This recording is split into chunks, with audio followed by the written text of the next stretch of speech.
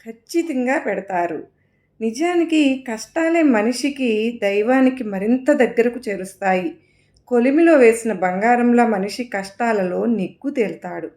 కష్ట సమయంలో నమ్మకం ఇచ్చినందుకు మనోబలం ఇచ్చి, కష్టాలు దాటించిన దైవానికి కృతజ్ఞత చెప్పుకోవాలి.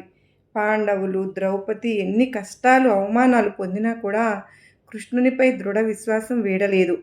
తీవ్రమైన ప్రమాదానికి గురైన నాడు నాకేం కాదు, నా దైవమైన బాబా ఉన్నారు అనుకుంటే తప్పక బాగుపడతాము. మంచం మీద లేవలేని స్థితి నుండి క్రమంగా కుర్చీలోనికి తెచ్చిన బాబాయే తనను నడిపిస్తారని ధైర్యంగా ఉంటారు. ఇలాంటి నమ్మకంతో కూడిన భక్తిని మనం అలవరుచుకోవాలి.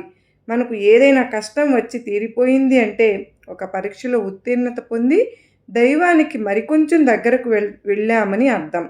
కనుక మన నమ్మకమే మనకు శ్రీరామ రక్ష. నేను భయపడను, బాబా దయ వలన తప్పక కోలుకుంటాను. నీవు ప్రమాదం జరిగింది అని తెలిసి విచారిస్తూ ఉన్నాను అని అన్నదానికి సమాధానం ఇలా ఇచ్చారు.